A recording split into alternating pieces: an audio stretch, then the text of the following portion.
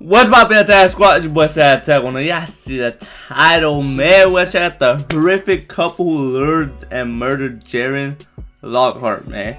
We're checking this out. Coffee House Crime just dropped this today, 17 hours ago. So we're gonna check this out. Road to 2K, man.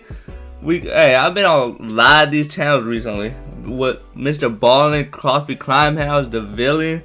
Like, we checking a lot of these videos out. Home shortly after 2 a.m. But when mother of one, Jaren Lockhart, failed to make it back safely, she was expected home shortly after 2 a.m. But when mother of one, Jaren Lockhart, failed to make it back safely, her fiancé feared the worst. 15 calls later, and her family felt hopeless. And the trail of clues found in the following days painted a very harrowing picture, which included this grainy surveillance footage. But who were these two individuals? Bro, why? Bro, you're a couple doing this shit, bro?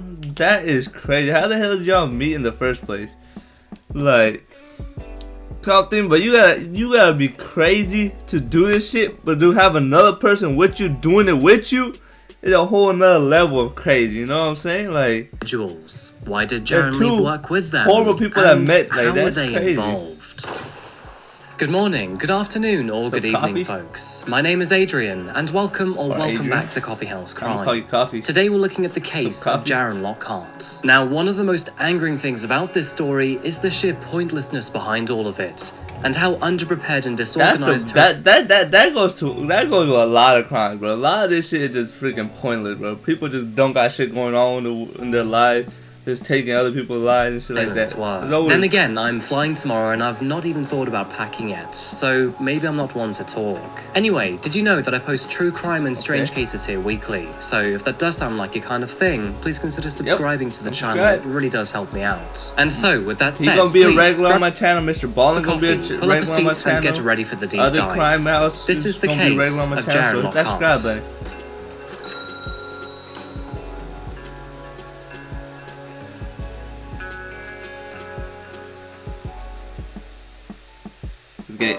As a spoiler alert, our story will eventually take us to the Great Mississippi River, a beauty in its majesty, a beast in its dynamism, and arguably one of the hardest names to spell correctly. To begin I ain't gonna lie. Hey, why was I trying to spell Mississippi right now? It says at the bottom. I was like Mississippi. Like, what the fuck?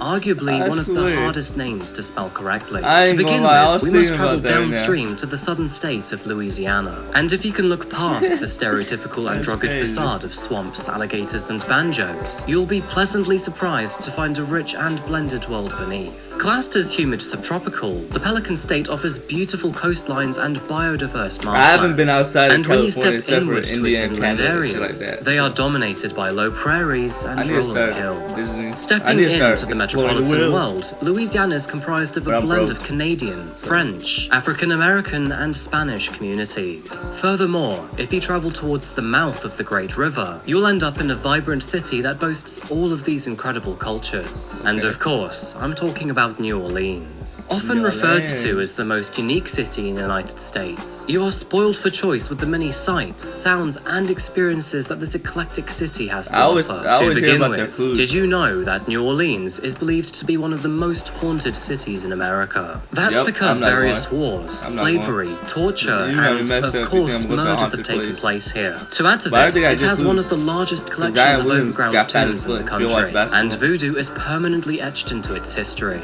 Moving into our story today, one of those living in this city was a young woman who went by the name of Jaren Lockhart. However, before we learn of her and her adult years, let's wind the clocks back to where her story began. Love it. Born in the year 1989, Jaren entered this world in a small hospital found in Independence, Louisiana. February the 28th was the day her mother, Donna, and father, Pete, saw her come into this very bizarre world. And coming from a larger family, she had two brothers, Lance and Nick, and three sisters, Nikki, Andrea, and Alyssa. Despite the many siblings, Jaren unfortunately came from a broken home. As a result, and while still a teenager, she moved to Tangipahoa Parish. The cards were never in her favor, and sadly, she experienced experienced a rather rough life. She had to grow up fast, and it's heartbreaking to know that she was a regular 14-year-old girl just trying to find someone to take care of her. It was in high school that Jaren found a friend named Katrina Friedman. The two would often stay up late at night writing poetry. Katrina recalls her as smart and very creative. She loved art and loved to write, and it was through her drawings and poetry that Jaren expressed her own feelings. To add to this, she also loved makeup and experimenting with her hair. Friends say that she was always changing her hairstyle and color, and often changed it with the seasons. It's in this part of her timeline that she also met her boyfriend of 8 years named Jeremy Foster, and moving through the following 8 years, the two would eventually have a daughter together named Riley. To say that Jaren was a good mother is an absolute understatement. Pictures of the two portray a mother madly doting on a child she so desperately wanted to provide for. Jaren recognized the shortcomings in her broken home, so she knows how it feels, so she is childhood and desperately wanted to break the cycle. However, that wouldn't come too easy because education was tough. After getting a GED, which is a general equivalency diploma for those of you outside of America, Jaren then attended a local cosmetology school. Moving into the year 2011, Jaren was a 22-year-old mother to a 3-year-old daughter. And although she wasn't necessarily financially stable, she had a rich life filled with friends and family. To quote those that knew her, she was somebody you would always want to be around, and everybody loved Jaren. She was this happy small bundle of energy. However, as you can likely imagine, life was not particularly easy for her, and from the year 2009 onwards, she started to work at Stiletto's bar on Bourbon Street, followed by Temptations, which was a local gentleman's club. Jaren would dance here to get by, quitting whenever Jeremy got himself a well-paid job, and rejoining again whenever those contracts fell through. And so, over the following years, she was in and out of the industry.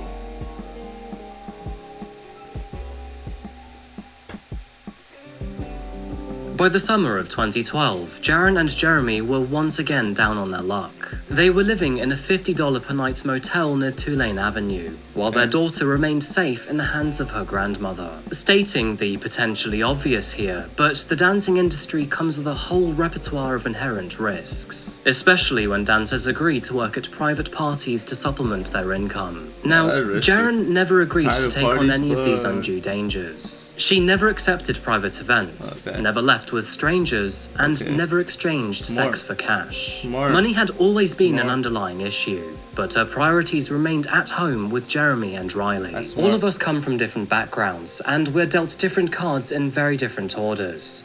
And it's clear to see if I'm not talking much, it's damn near 2 o'clock in the morning, so for Jaren, she never had the I'm still paying attention though.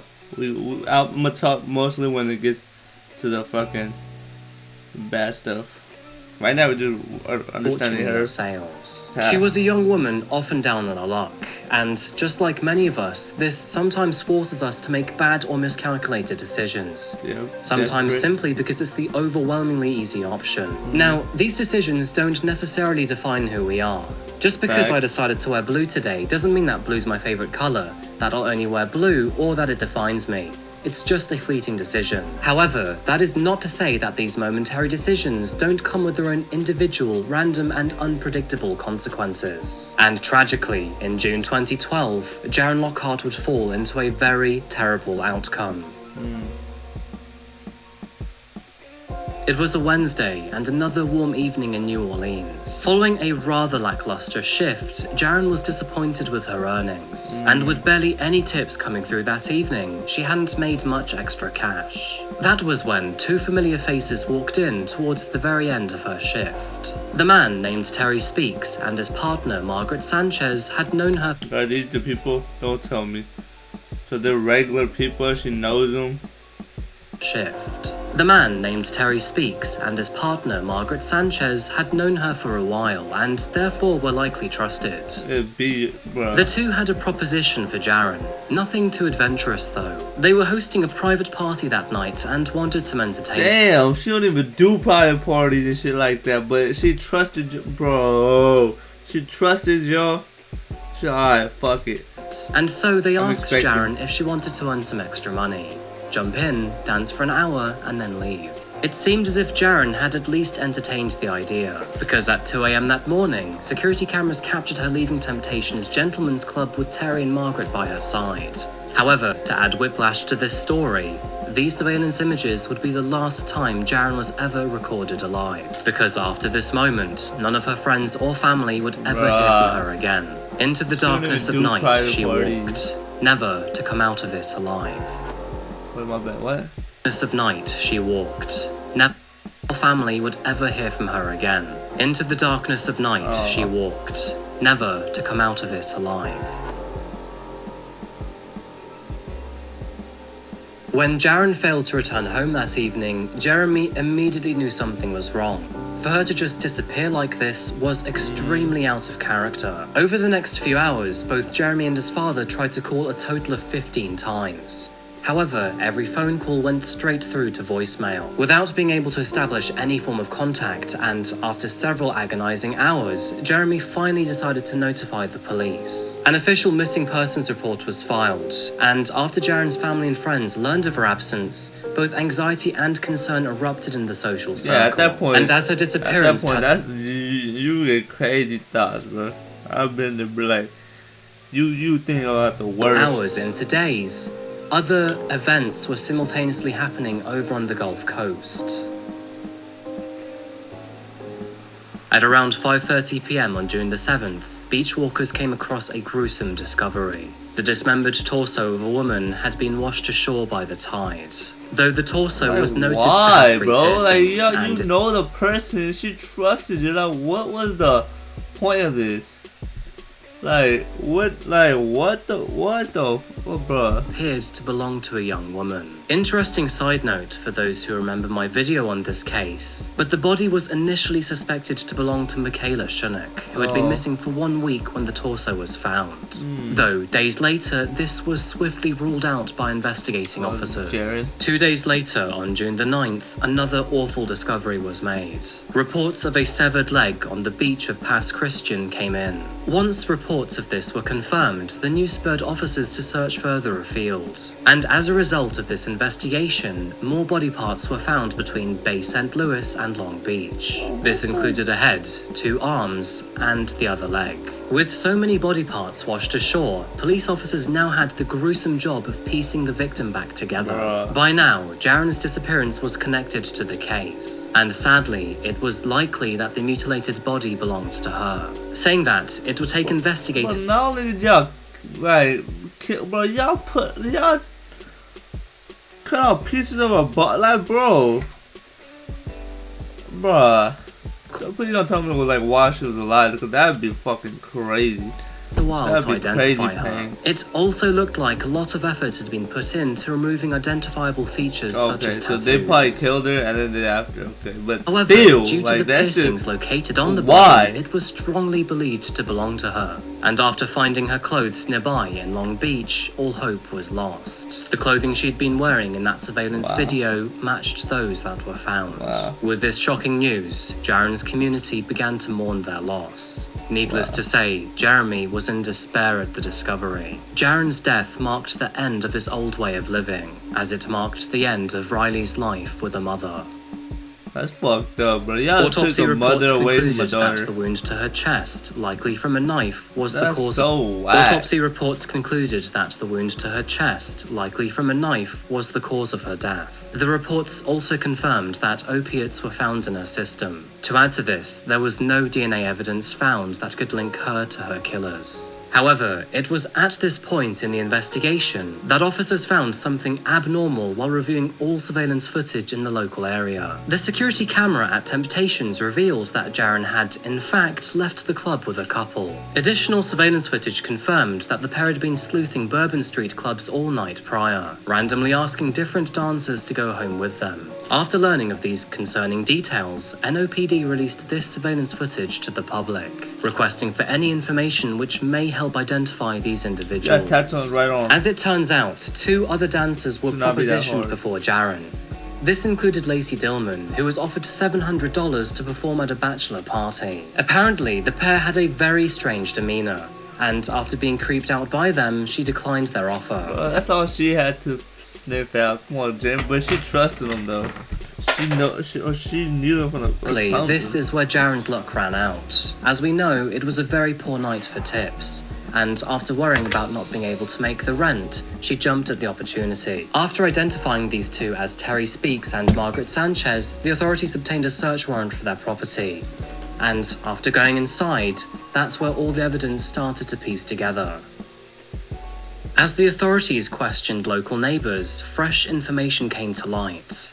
One of them had witnessed Terry dragging multiple garbage bags out of the house that night. According to the neighbor, he was struggling to lift the bags. The neighbor spotted at least 3 or 4 big ones and could smell bleach emanating from the property. Now, nearby residents were frequently perplexed when it came to the pair. Margaret was often described as socially strange. She was often seen wearing long dresses and high heels, with a top hat and a fanny pack. She was referred to as outlandish and brought a weirdness to the Stilettos Club. While Margaret was, well, weird, Terry was dangerous. And little did his neighbors know that he was actually a wanted man on the East Coast for various reasons. One of his most serious felonies stemmed from a 2003 conviction in North Carolina for having sexual relations with a minor. In the years that followed, he violated his probation and twice failed to register as a sex offender, which, of course, was a requirement for his 2003 conviction. Margaret and Terry were a couple and had been romantically involved with each other ever since the year 2009. And the reason they both knew Jaren was because they had worked with her 3 years prior. All three had worked at Stilettos on Bourbon Street in the year 2009, the same year Jaren herself began dancing. And, side note, but Margaret was known as Margot Stars, while Terry was nicknamed Alan Rice. While Margaret was a dancer, Terry worked as a doorman, ironically often walking dancers to their cars after work as a matter of safety. He also worked as a barker, trying to lure potential customers in through the club's front doors. Moving into what officers could piece together that night, Jaren, Terry, and Margaret were captured walking out of Temptations Bar. About 23 minutes later, a license plate recognition camera located in Kenner recorded Terry's car pass by. It is thought that, after managing to get Jaren into their home located nearby, they pinned her down before stabbing her in the heart. After committing the terrible crime, they stole her mobile phone and turned it off, rendering authorities unable to trace or track her movement. And once she was dead, they cut her up and I'm just trying. Terry Speaks and Margaret Sanchez, but I just be thinking, bro. Imagine being her, bro. Like, you trust someone, you about to get paid, trying to make some money to provide for your kid and stuff like that. Next thing you know, you getting stabbed. Like I don't on that drive to wherever they went to the house. She found something suspicious. She was like, oh, she started panicking. I know she did, cause no way in hell they acting normal for what they're about to do. Severing her limbs and head from her torso. At around 9:30 p.m., last few minutes on Earth, like a lot of these people on, like in these stories, last few minutes on Earth gotta be the most, like, that's just terrifying. A license plate camera on Interstate 10 captured Terry's car crossing into Mississippi, and about 90 minutes later, that same vehicle was captured re-entering Louisiana. It is believed that Terry and Margaret later drove to Hancock County, where they then threw the last of her remains off the Bay St. Louis Bridge. Possibly believing they would avoid any suspicion, all of that would change just several days later. And as the state of Louisiana and afar learned of their names and faces, the authorities would They're dumb enough, I'm sorry, like, trying to get on, like, pointed, but, like, why would you, like, you're so dumb, like, why would you do it, like, right away, like, them and their home a little visit. Well, neighbors tell us that this is where Margaret Sanchez lived. Take a look behind me. Police are actually searching this home as we speak right now. If you can see, there are members of Kenner Police Department. Also, there are bags of evidence right there in front of the house, and a cadaver dog actually just came out of the backyard. So they are actively searching the scene, removing evidence as we speak. We did speak with some neighbors who said that the couple had lived here for a while. She had lived here much longer. He had just recently moved here in the last year or so, and that they were quiet and kept to themselves for the most part. They did see them more in the evening. Now, the neighbors tell us that this is unbelievable. And in fact, even though that they hadn't met them very much, that when they saw the surveillance video on television, that they knew immediately that that was indeed Terry Speaks. Again, neighbors don't know the couple very well, but they said they have seen them. And again, as we are live here in Kenner, investigators on the scene removing evidence related possibly, they think, to the to the murder of 22-year-old Jaren Lockhart. So, of course, this is a developing story. We will have the latest as soon as it becomes available. I'm Rachel Wolf reporting live from Kenner. Back to you now in the studio. Following the surveillance footage, witness reports, and the search of the property, authorities had a fairly good idea of what happened to Jaren. And so, with that said, an arrest warrant was made. Now, I can imagine that, first and foremost, you are probably looking for a motive here. However, unfortunately, you're not going to find that in this story. Because, as it turns out, there doesn't appear to be one. As expected, both pleaded someone to kill. That's pretty much it. Guilty to their charges, and so a trial was scheduled. Margaret's bond was set at $750,000. Meanwhile, Terry's was set at $1.75 million. With Terry failing to register as a sex offender in Louisiana. People just kill for no reason, but like some people be crazy. Some people, like, I don't know, man. Like there's no reason to kill someone you worked with a couple years ago. Like there's just no reason. Extra charges too. That's and after being shipped back to North Carolina, he pleaded guilty to those lesser charges. As it turns out, while serving time for this, he then confessed about murdering Jaren to 2 other inmates, who several days later ratted him out. Nice. I often find these inmate confessions absolutely ridiculous. I mean, why would you trust them with a secret? If you can't trust your family and friends with something so important, then why are you going to trust a stranger who is also a criminal? Anyway, what happened next was quite surprising. But after the court, I thought you was gonna get some points or what? Like, why would you even like talk about that? Was accused of violating. Yeah, I killed this person. Yeah, you know what I'm saying? Don't mess with me. Like, their own guidelines. Margaret's bond was reduced to $35,000. To add to all of it, lines next was quite surprising. Trust a stranger who is also a criminal. Anyway, what happened next was quite surprising. But after the court was accused of violating their own guidelines, Margaret's bond was reduced to $35,000. To add to all of this, wait, what the fuck does that mean? That's the girl in this? She got out on $35,000? Clear evidence linking Margaret to Jaren's murder, she was eventually released from prison in August 2012. She was rearrested 9 months later in May 2013, and after finally being put back behind bars, Margaret Sanchez was once again faced with second-degree murder charges. And with Kenner Police Department assuming the investigation, a trial was now formally underway for both suspects. So, a substantial amount of evidence was already available for the prosecution. But what do you think ultimately sealed their fate? Well, the answer may surprise you, because, as it would turn out, it would be their very own emails. In fact, stupidly enough, hundreds were sent back and forth between the pair, with most of them being during the time that Terry was already behind bars and Margaret remained free. To quote a few of these emails, one from Terry said, "You're the one they'll fry and not me. Remember the boots? Remember the panties? Do you remember what you were wearing? Shall I go on?" So I mentioned this the other week in another case, but I always find it fascinating how couples turn on each other when they stand trial. And this story is I don't understand, like what the fuck y'all expect? Y'all expected to get all? Like y'all expected to kill someone and not have no consequence? Like what the hell? Different. In a jail phone call between the two, Terry said to Margaret, "I sit here in prison, keeping you out of prison, and you're going to marry someone else? I am not going to live with this shit anymore. Am I going to live with the guilt inside of me for you? Fuck that shit."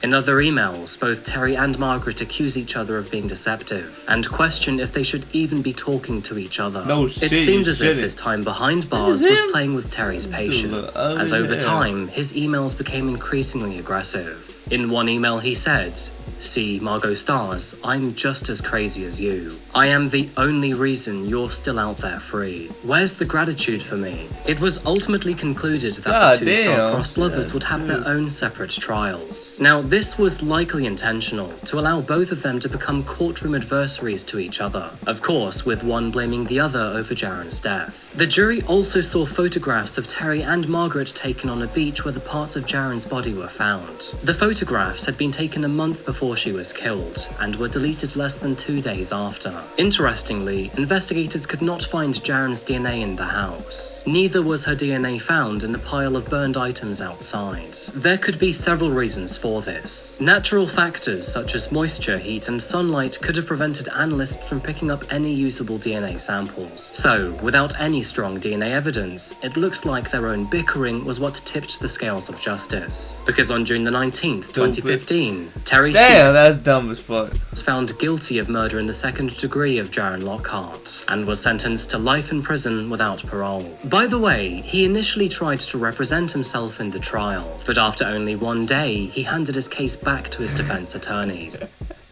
Bro, trying to defend himself, bro. That's crazy. He did it 1 day. Oh, nah, shit. I don't know what the hell I'm doing, bro. I don't know what I'm doing. I'm looking stupid out here. Likely because he finally realised that his own confidence was incorrectly placed. Following the trial's outcome, Margaret didn't seem too confident either. And in the end, on June the 20th, 2016, she pleaded guilty to participating in Jaren's death. She was eventually sentenced to 40 years for manslaughter, 40 years for obstruction of justice, and 20 years for the charge of conspiracy to obstruct justice. The three sentences are the maximum for each of the respective charges, with the sentences to be run consecutively. In court today, 32-year-old Margaret Sanchez said she participated in the killing of Jaren Lockhart and then helped dismember her body and dump it in the Gulf. And a judge accepted her guilty plea to manslaughter, obstruction of justice, and conspiracy to obstruct justice. Sanchez had been a suspect since just days after Lockhart's torso was found washed up on a beach in Bay St. Louis. Her boyfriend at the time. So psycho to the point y'all could cut a body up and just toss it. Like, that is just disgusting. Like, I don't know how y'all could cut up a body second-degree murder and other related charges just last year. But today was the first time either of them admitted to the murder. You know, my head is actually really struggling to get around Margaret's legal journey. To be arrested, and then her bond increased to $1 million, then to be reduced to $250,000, and then $35,000, and then to be released, but then to be rearrested again. Honestly, what? And after taking a plea deal, she was given 100 years behind bars, which theoretically means life.